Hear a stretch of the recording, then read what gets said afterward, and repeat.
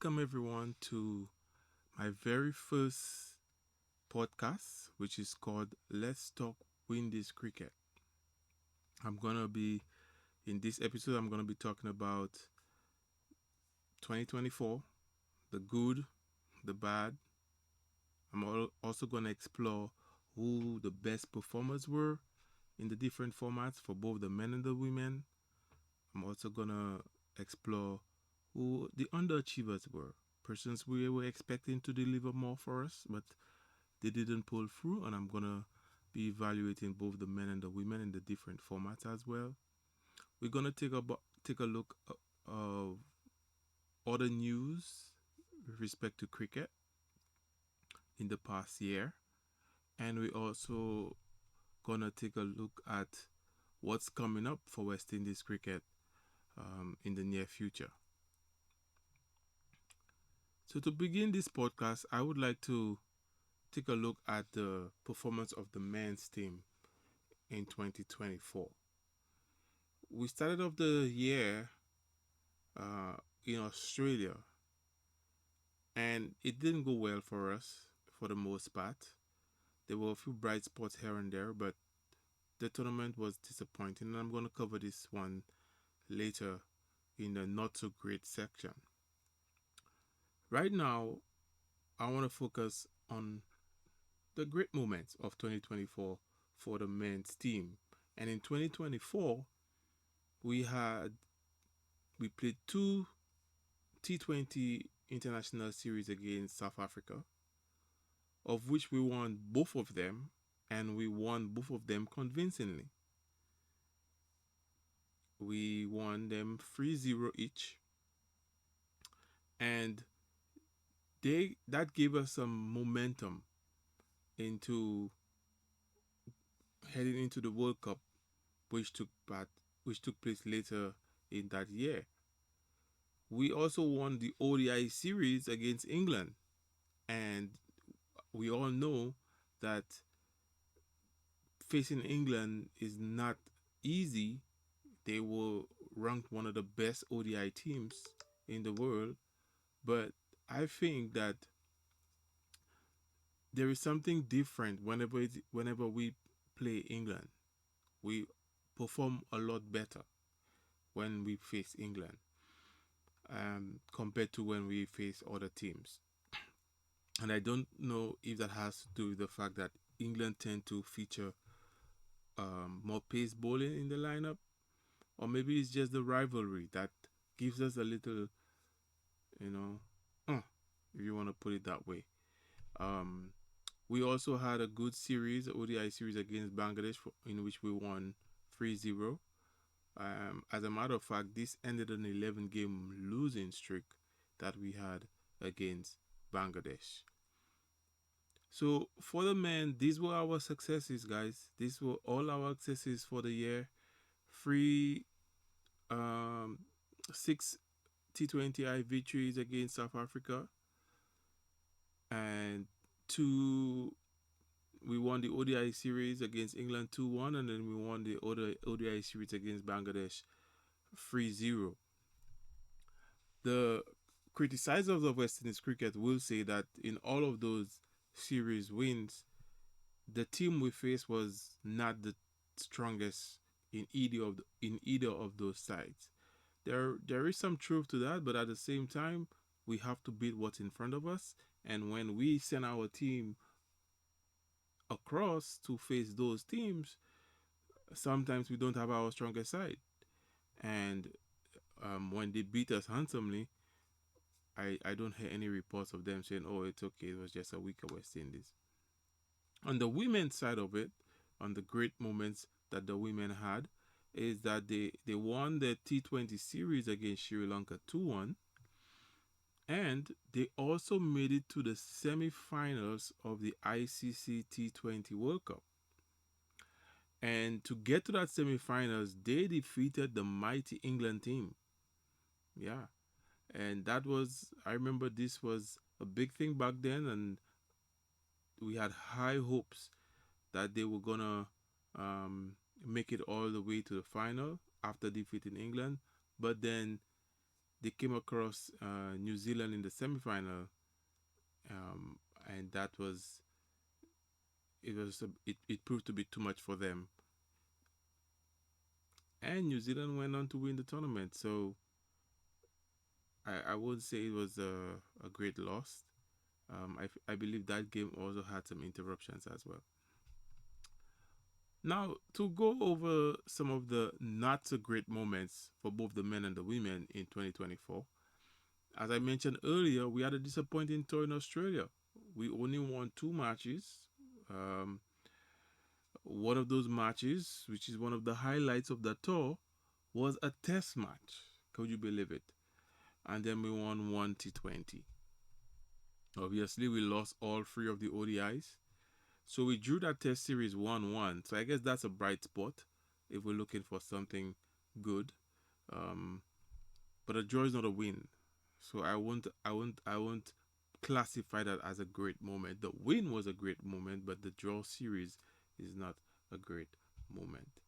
Um, and we lost the T20 2-1. A not so great moment for me in 2024 was the fact that we did not go further into the T20 World Cup, T20I World Cup. I felt that we had a strong enough team to be able to go deep into the World Cup, and given the way we performed against South Africa, granted it was not the strongest South Africa team, but we beat them 6-0. So I felt that put us in the strong position to do well. Unfortunately, despite winning all of our group stage games, we pretty much blew it from there. We lost to England, and we lost to the same South Africa that we defeated 6 times. But this time, the South Africa team had the strongest players in that lineup, proving the distractors correct. um, so we did not do well in my opinion. We did set a record against Uganda. We bowled them out for 39 runs, I believe it was, and that was the lowest run total in the tournament. Interestingly, I think New Zealand also beat Uganda by a low total. I think it was they bowled them out for 40 runs. I think we did it for 39 and New Zealand did it for 40 runs. So it was not a good outing for Uganda, but this is not about Uganda, this is about West Indies. We also lost the test series against South Africa 1-0 in the low scoring affair. A test series, as far as I'm concerned, we should have been winning. There was no run on the board to threaten West Indies. You're playing at home, 100 runs, just over 180 runs to do. Come on now. I think we could have done much better than that. We bowled them off cheaply in the first innings. We didn't do much better with the bat. It was an embarrassing test match, and one that no one will remember. Later, towards later in the year, for some reason, West Indies found themselves not being able to win T20 games of which they batted first. I don't know why that happened later in the year, because in the 6 games that we played against South Africa, we didn't win all 6 by batting second. There were a few games that we won where we batted first. So I don't understand what happened that caused us to lose so many games batting first in T20. We lost 3 out of 3 T20 games batting first against England. And because of that, we were hesitant to bat first against Bangladesh. So we kept choosing to bat second. And guess what happened? We lost all 3 batting second. So just as we won 6-0 against South Africa, we went ahead and lose 6-0 T20 games after that. So that was not a good sighting um, for for West Indies at all. I think we did manage to win one of those T20 games against England, but that was after England had already sealed the tournament pretty much, if my memory serves me right. Then we went on to lose both of our ODIs and the T20 series against Sri Lanka.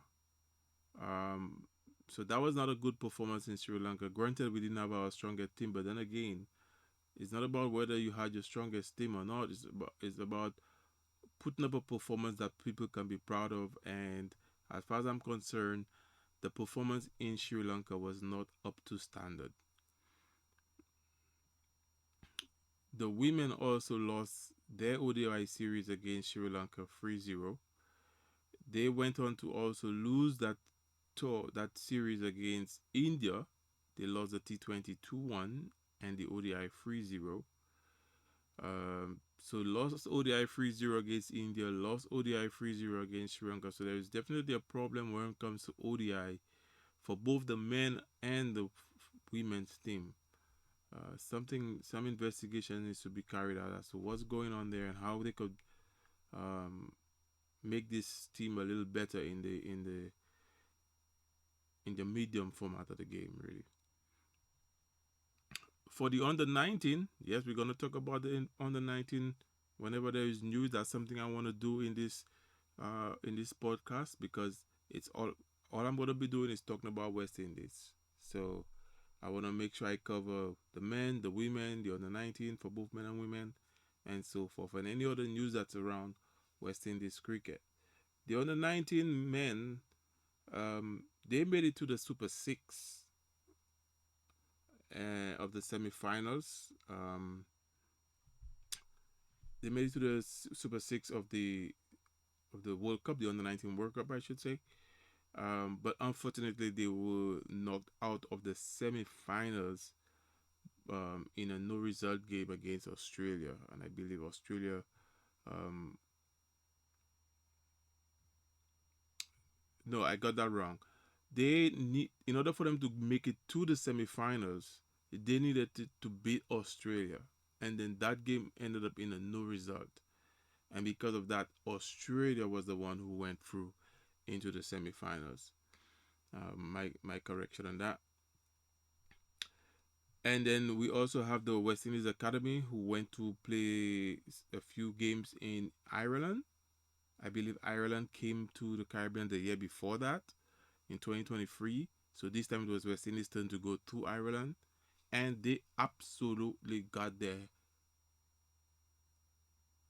butt whooped in Ireland. In an embarrassing affair. I don't know if the temperature was not to the liking.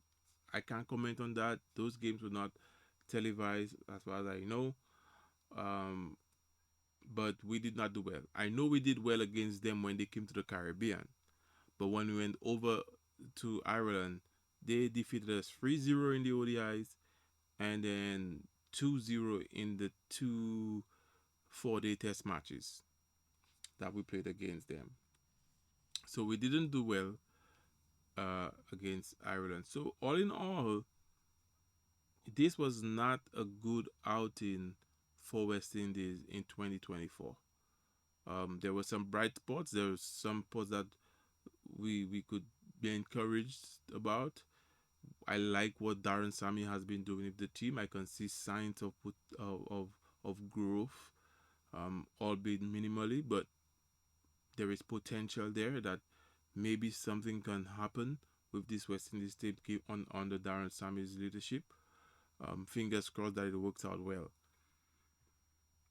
In the next phase of this podcast, I would like to talk about who were the best performers and who were the underachievers. And I'm going to do this for both the men and the women. For the men, when it comes to test matches, I'm going to look at two metrics: the amount of runs that was scored and the averages of the batters. And for the bowlers, I'm going to look at the number of wickets and the averages of the bowlers. So for the batting, Kavim Hodge, I believe it's from Dominica, he scored the most runs for West Indies in 2024 as far as test matches concerned, with 516 runs. And while that might sound like, okay, that's a little something, that did not amount to a good batting average. And to the point where the player that had the best batting average among those who played at least 5 test matches. So in my analysis, you had to have played at least 5 test matches. The highest batting average for West Indies was 34.5. And guess who that person was? 34.5. That was Jason Holder. Yeah, the all rounder. Jason Holder had the best batting average for West Indies in 2024 among the players who played at least 5 games. That is just not good enough. We will not win any strong team, any of the teams in the top 8. We will not win consistently against them. We will not achieve series wins against those teams with batting averages of 44, less than 44.5. As a matter of fact, Jason Holder was the only batsman that had an average above 40.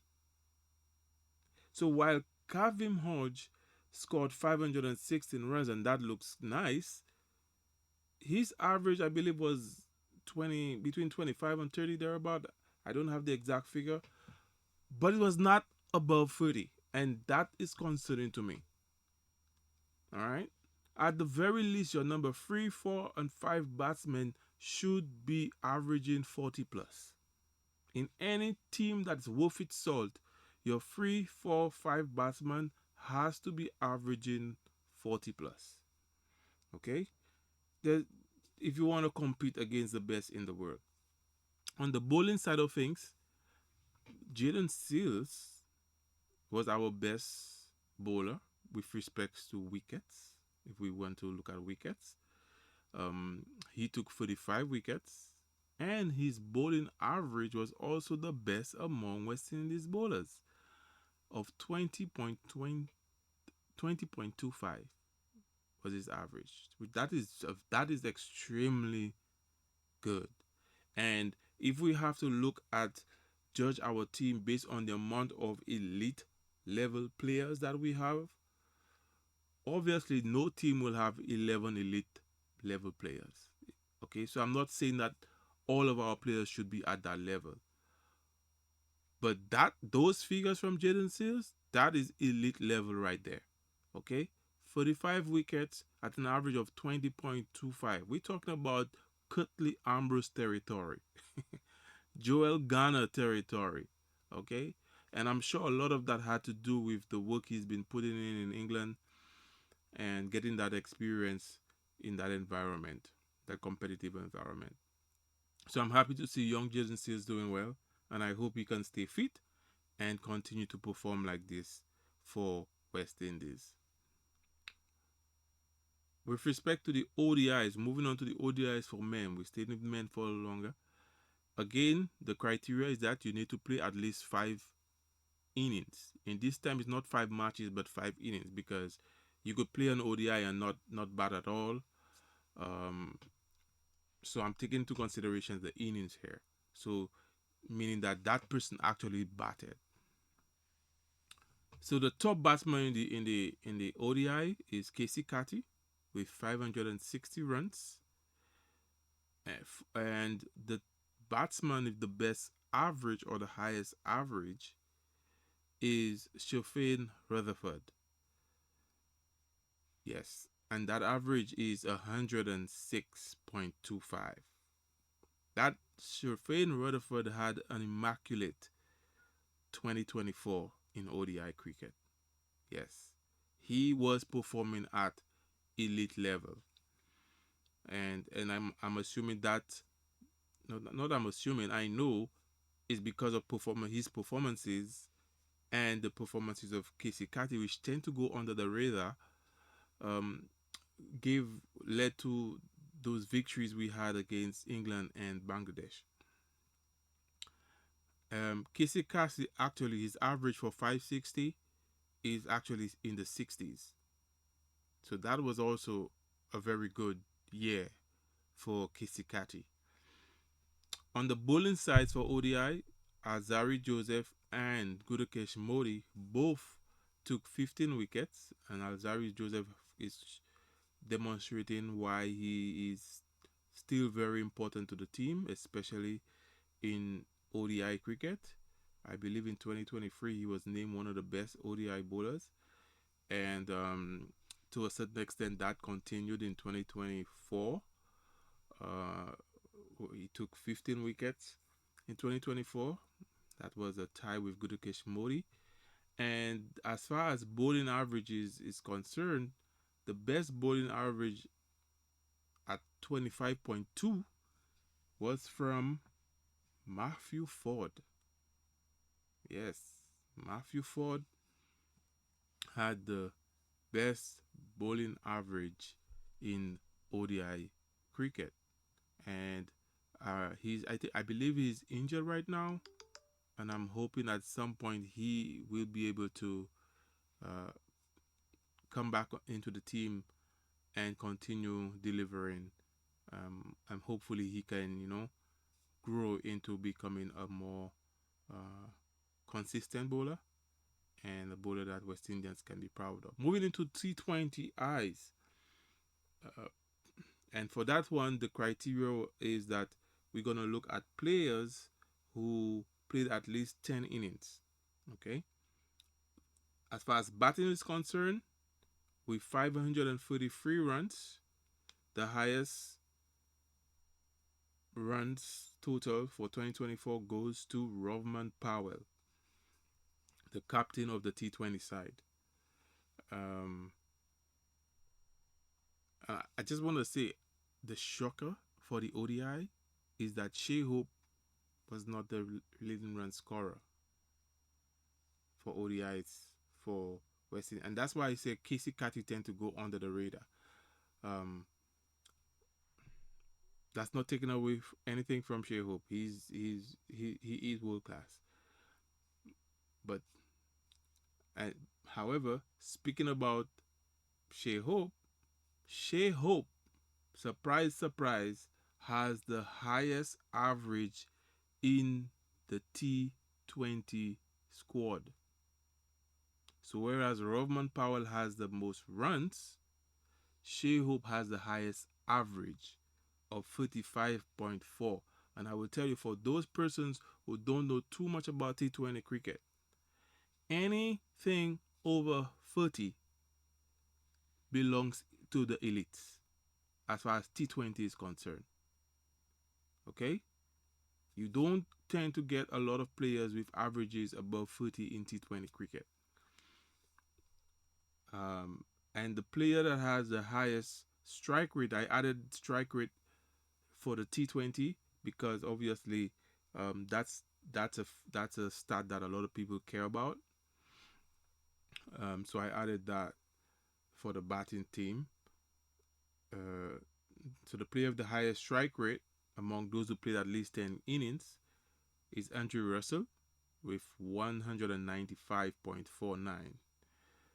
Oof, that's huge. To put that in perspective, guys, that's approximately 12 runs and over. Yeah, that's how dangerous this man Andre Russell can be on a good day. Um, as far as bowling is concerned, oh, and by the way, Andre Russell average was not too far away from Shea Hope's average. So that's something to take note of. Um, so whereas he was striking the ball well, he also his average was up there as well. As far as T20I cricket is concerned, for the bowling department, Gidakesh Modi once again topped the chart with 26 wickets. For Gidakesh Modi, he's turning out to be something, isn't he? Not too far behind him was Akil Hussain, who is also a very good bowler. Andrew Russell had the highest bowling average, 20. Pretty good. Pretty good returns to West Indies in 2024 for Andrew Russell. And the bowler that had the Best econ rate. So just as I added strike rate to the batters, I added economy rate to the bowlers for T20 because that's important. If you can get a bowler with a good economy rate, chances are you could make use of him in key moments in the game. And the bowler that had the best economy rate in 2024 for West Indies in T20 eyes is Rostan Chase at 6.88. Okay, so that's the analysis for the best performers in the men among the men. Among the women, I don't think the women play test cricket. Um, as a matter of fact, I couldn't get any data on that, so I'm assuming no. I have not seen it, which is a shame because I believe some of the other countries' women team are playing test cricket, albeit one-off games. We need to get to that standard. Our women ODI among the best batter, and that's those who played at least 4 innings. The best batter among the women is Haley Matthews. No surprise there. She's immaculate. She's in the world by herself. Put it that way. Okay. She's among the angels as far as West Indian cricket is concerned. Um, she scored 469 runs with at an average of 78.16. Yeah, she has been crushing it in 2024.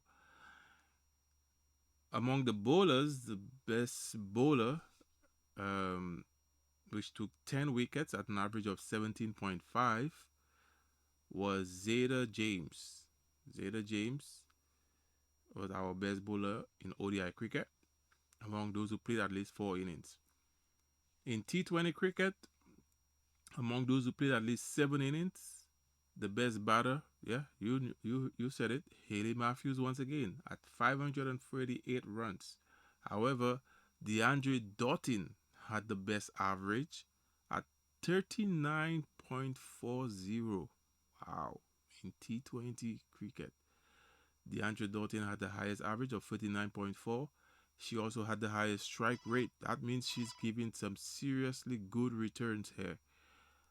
And she had it at 165.54 strike rate. DeAndre Jordan. She's unstoppable in T20 cricket. In the bowling department, the best bowler for West Indies in women in T20 is Afi Fletcher with 29 wickets. 29 wickets for Afi Fletcher at an average of 12.96. Wow. And the player of the best economy was Kiana Joseph at 6.18. Kiana Joseph at 6.18. So now that we've just praised the best players for 2024, let's take a look at some of the underachievers for 2024. Those players that we had high hopes for but didn't live up to their potential. And we know they could do better. So hopefully in 2025, they can turn it around. Men, test matches, at least 5 matches played. The underachiever, Kirk McKenzie, among those who played at least 5 matches. Okay, so I'm really focusing on players who've been in the squad, who got a run in the squad. The underachiever in that category went to Kirk McKenzie with only 171 runs at an average of 17.1. Okay, so that was not good enough.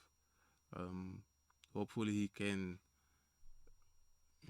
improve on that, come back in the regional format, work on his skills here, sharpen his defense, and give it a go again at the senior level. The underachieving bowler, ironically, is Jason Holder.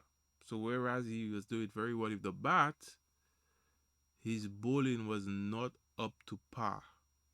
Not up to what we are accustomed of seeing from Jason Holder. He only took 5 wickets, and he took those 5 wickets at an average of 67.4. So that was not good enough for a bowler of Jason Holder's quality. And he's been injured for a while now, so that might even um, be a setback for him at this moment. Moving on to the ODI, we have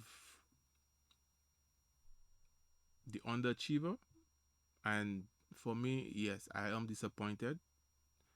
Is Alec Afanez, and I'm disappointed because this was a young man that I was really looking forward to, um, that would strengthen our batting, particularly on top of the in on top as an opening batsman. Given that we struggled for so long getting anyone that was consistent opening the batting. I think now he's coming down at number 4 or 5, but yeah, he excuse me, he was an underachiever in 2024. Only 66 runs at an average of 11.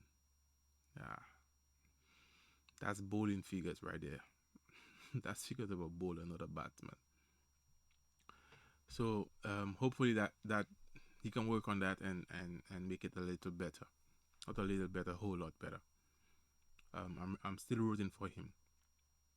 In the bowling department, underachiever Roston Chase. In ODI cricket, he only took 5 wickets and an average of 78. So he's not taking wicket. He's not. He's not. He's going for a lot of runs before he take a wicket, and so that's not good enough. Roston Chase, who's playing the role of an all-rounder, spinning all-rounder in ODI cricket, and one can say, well, he does most of his bowling in the middle overs, and West Indies have not been known for taking wickets in the middle over. But that's something to look at. In the T20, among those who played at least 10 innings, the underachiever was Andrew Russell with 217 runs.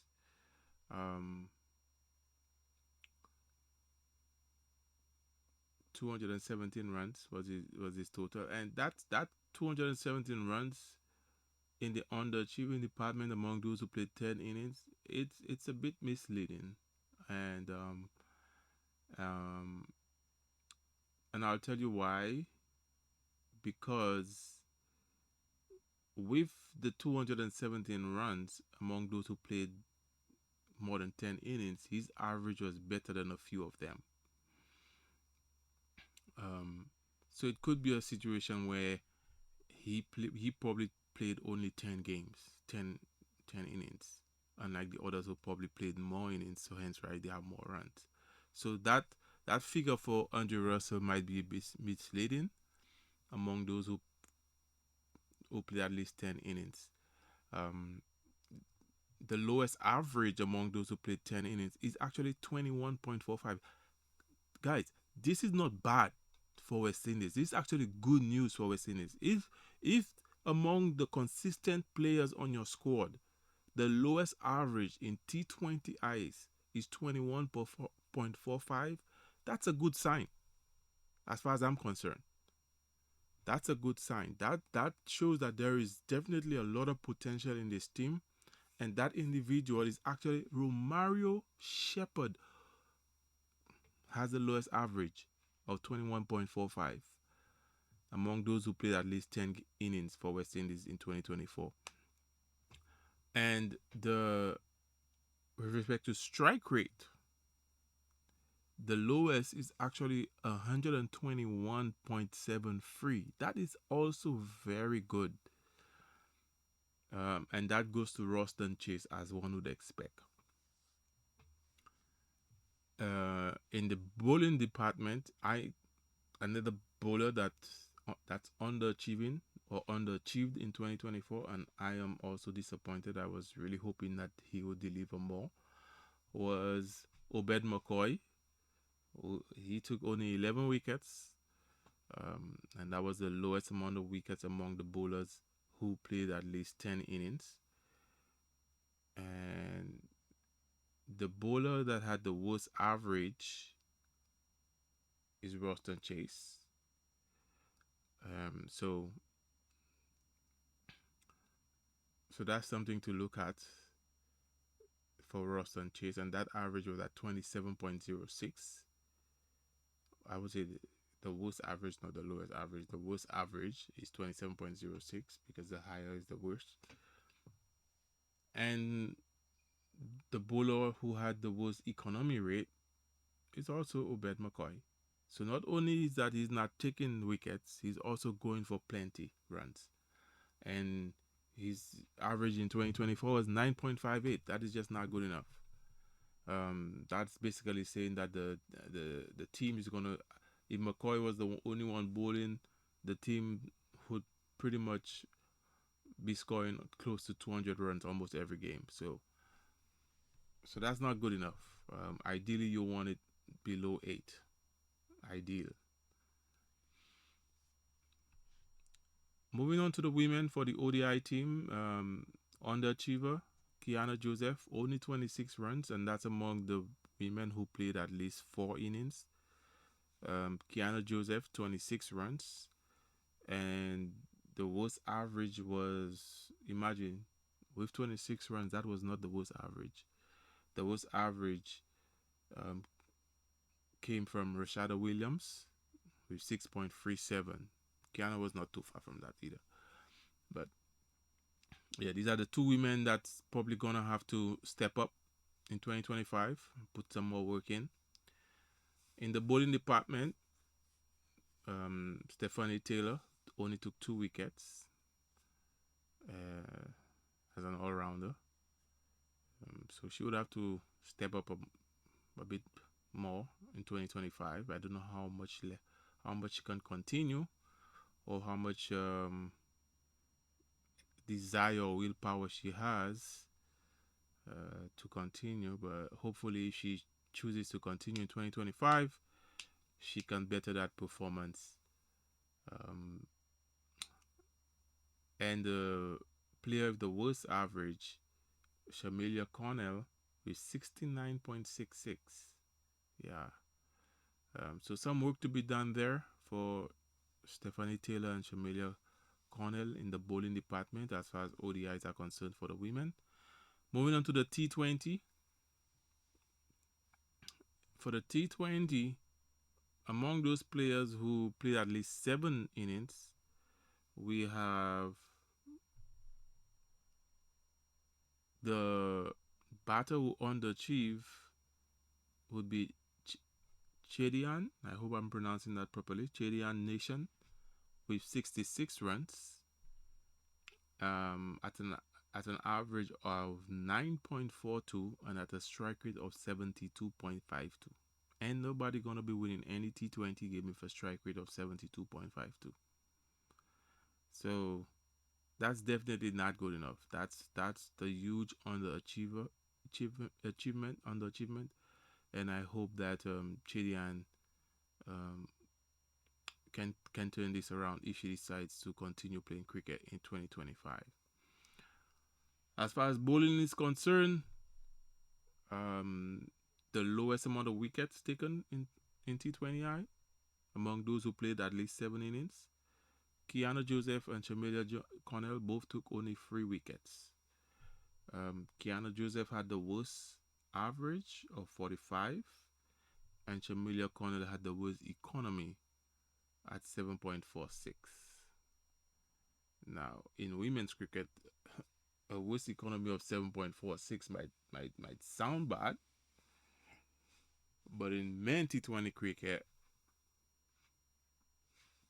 I think a lot of bowlers will take a economy of 7.46.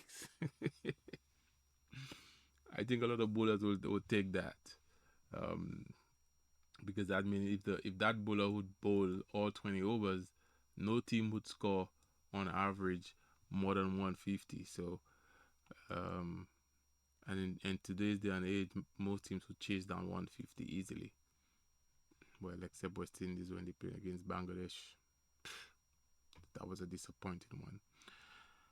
Anyway, that's it for the performances in 2024. And I hope we could all do better in 2025. And those who did well in 2024 would, make us proud again. I'm definitely gonna keep my eyes on Casey Carey, I should say. I think this guy has potential. Um, Although sometimes kind of feels like he gets lazy as the game goes on. Um, but my eyes are on Casey Carey and Shafin Rutherford. I'm gonna look at these guys closely on the development um, for 2025 for sure. All right, so what's next for the men team? For the men, it's not far from now. As a matter of fact, in about 9 to 10 days from now, we're gonna be heading to Pakistan. I believe the team is already in Pakistan as we speak. Um, and they're gonna be playing starting from January 17th. That's my birthday. Um, so January 17th to January 29th, they're gonna have that test match is gonna be taking place in Pakistan at the Multan Cricket Stadium, and they're gonna be playing 2 test matches. This is gonna be a challenging test match for West Indies. Pakistan also has not been in the best of form, so it might be an opportunity for us to sneak in there maybe and get something out of this test match. But I'm one of those die-hard fans of West Indies cricket who understands where West Indies are in their life cycle. And the truth is, when it comes to Test cricket, we are at the bottom.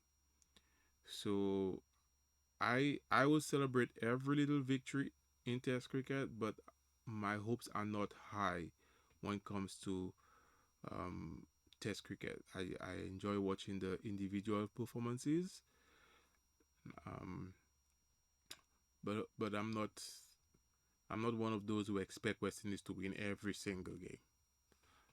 I'm realistic in that regard. That I lower my expectations when it comes to Test cricket. So hopefully we can get something. If we could draw that series, I'll be happy. It's also, I believe it's going to be the first time in 18 years that the West Indies team is visiting Pakistan for a Test series. And I believe I saw on the news that they were showered with, a nice welcome into Pakistan. I'm sure they really appreciate West Indies coming over, especially all this controversy between Pakistan and India don't want to play in Pakistan, and it's a whole mess as far as I'm concerned. Um, but we're not there to talk about them. We're there to talk about West Indies cricket. And for that test series against Pakistan, Amar Jangu, we got a call up.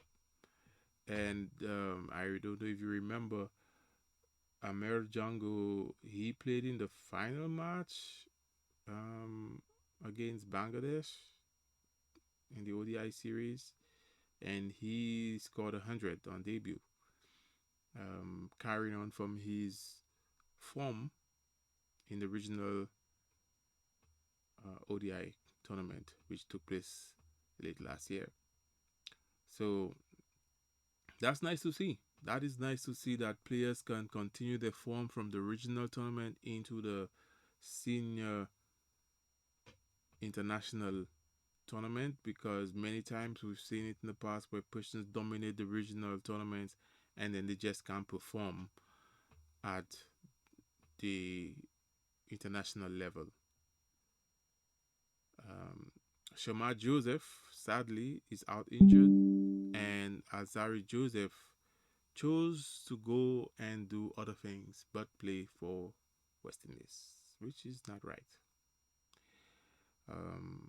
I don't support this at all personally, but I'm not on the board of directors of West Indies Cricket, just a fan. So we're gonna be out of bowlers as far as I'm concerned, because Shamar Joseph and Alzari Joseph are two of our best bowlers with respect to Test cricket, and not having them around would be a huge blow.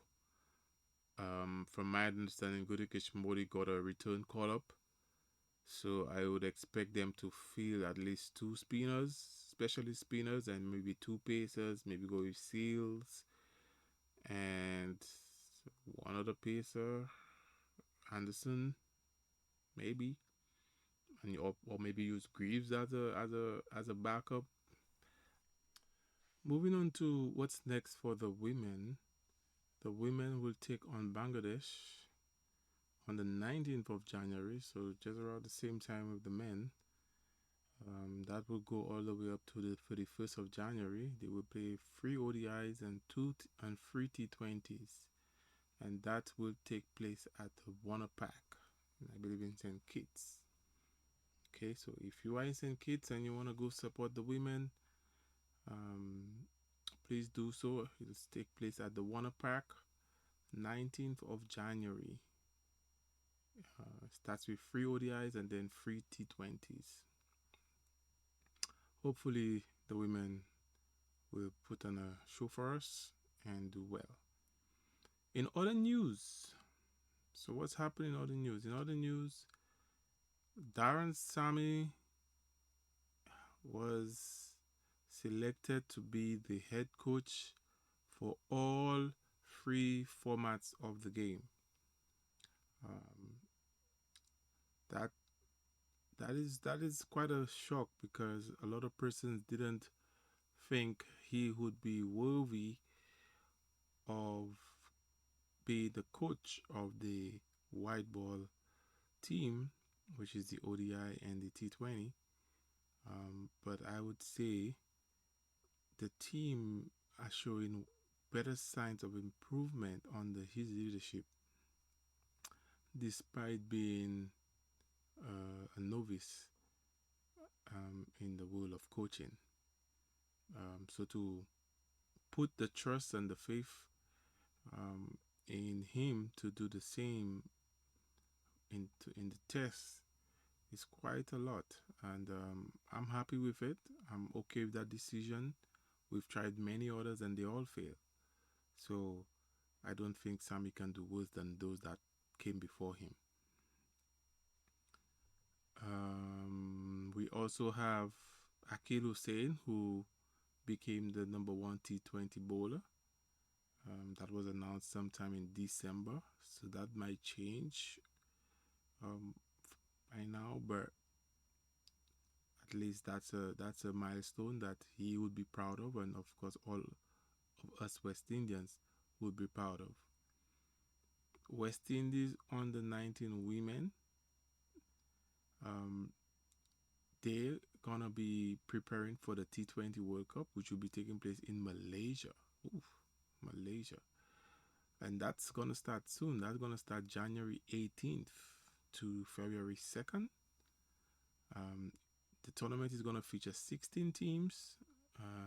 2 newcomers, Somao and Malaysia, are gonna be debuting in the T20 World Cup on the 19 level for women.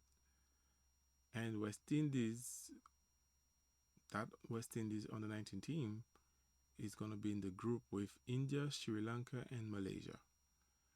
So that looks like it's going to be a tough group. India will not be easy. Malaysia should be a walk in the park. And the competitive game, I would say, would be against Sri Lanka. So the winner of that game is probably going to be the one who goes through, if that's the way they have it set up. I know sometimes in those tournaments, they have it set up such that the top 3 goes through. So in that case, then clearly West Indies, India, and Sri Lanka would go through. Regional cricket.